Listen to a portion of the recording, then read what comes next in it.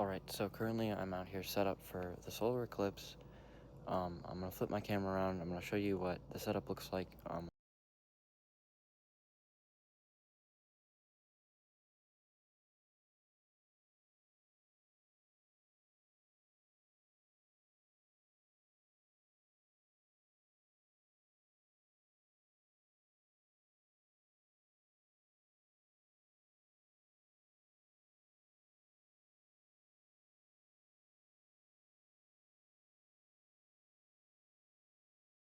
So an interesting thing is happening right now. You will actually see the moon is moving on my camera ever so slowly. It's moving out of the frame to the right. That's because of the rotation of the Earth, and my lens is at 300 millimeters right now, which means that I have a greater magnified effect of the motion. So I will have to reposition my camera to get a new shot of the moon, because eventually it'll be out of frame. Okay, so fast forward a little bit here. We're in totality right now. The moon is pretty red. I don't know if you can see it. There it is. It's pretty red up in the sky. I'm taking a 2-second exposure at f5.6 at ISO 200. We're trying to minimize as much noise as possible because I'm going to have to crop this image a bunch, even though I'm using the 300 millimeter lens. That orange color is because of some refraction in the atmosphere. I don't want to really go into it, but it's pretty cool. So I'm going to start taking a few pictures of that. Alright, so I'm now on my computer. It's the day after I took the photos, and I'm ready to edit the photos now. You see I've imported them all into Lightroom right here. I'm going to hit add 35 photos, and it's going to populate them down here in the bottom of my screen. Now, I'm going to go through every one, see which one is the most sharp, where I nailed the focus on it, approximately. With the 300mm lens, I'm still going to need to crop it, so it's going to be a little fuzzy, but... So here's before totality, and then here's when I was up later, getting totality. And I'll pick the best one, I'll be back with you then.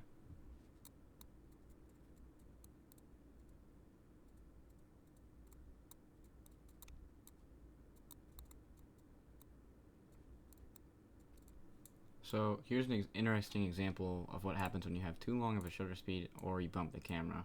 You can see that the moon is all blurry here. It's because it was moving while the camera had its shutter open. I think it was at 2 seconds right here. I bumped it down to approximately half a second, had to bump my ISO up, so this is going to be one that we don't use.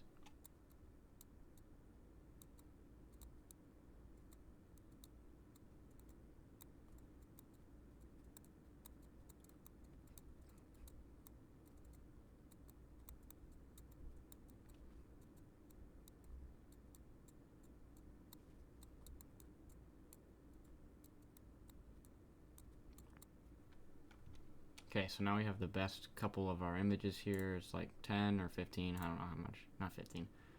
But we're going to HDR merge these together. So I've taken different exposure levels of the moon here, and we're going to want to make it so that I can combine the darkest of the darks and the lightest of the lights to create a more interesting image. So we're going to HDR merge these two images right here. Photo merge, HDR merge.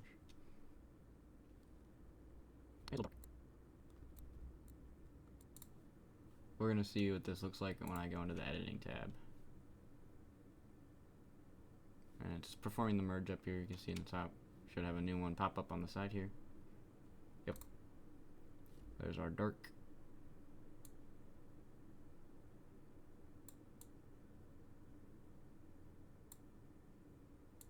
So this didn't turn out great.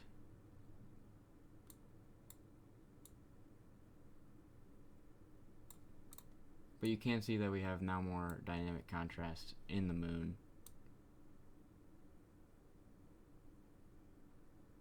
It is a little darker than I'd like. I'm gonna go back, try that again. Okay, so here's our second attempt at a merge. You can see it's pretty much, it's better than what we had before. You can see all the grain that is in the black right here. We don't want that.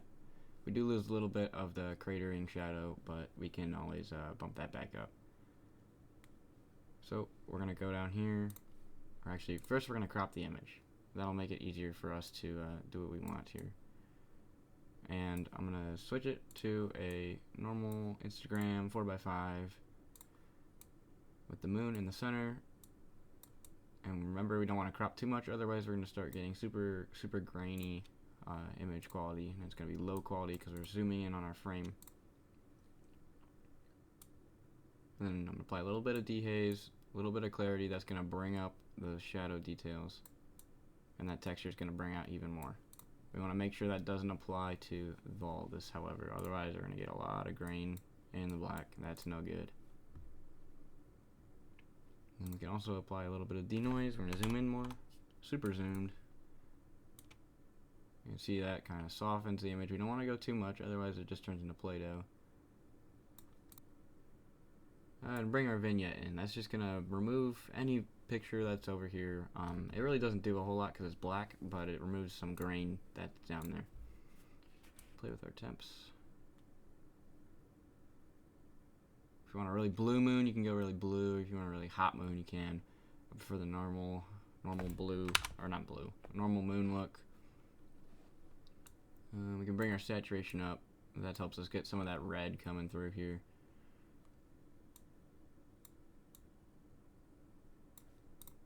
That's a nice picture of the moon right there.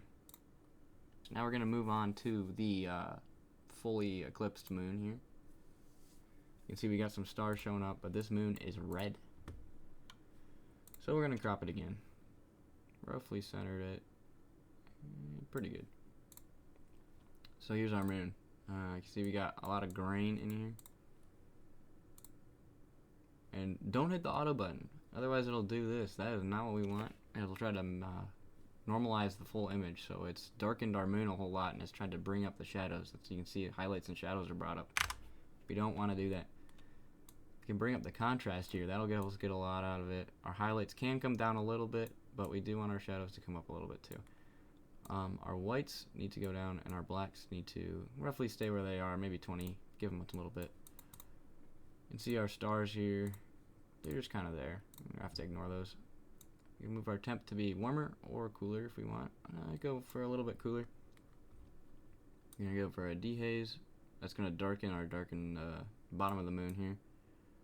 And then that clarity is going to bring out those craters and our texture here. You can see when I bump up the texture, you can see that the grain just gets maximized. It's disgusting. We don't want to bring that up a whole lot. Now you can see our black has also gotten it. So we're going to bring that down. Come into our noise correction. Don't want to soften the image too much, otherwise it looks bad.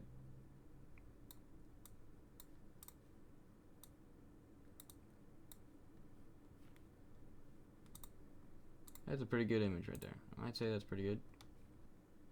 So these two images right here on the end, not this one, not this one. These are our two AI denoised ones. We're going to export these ones.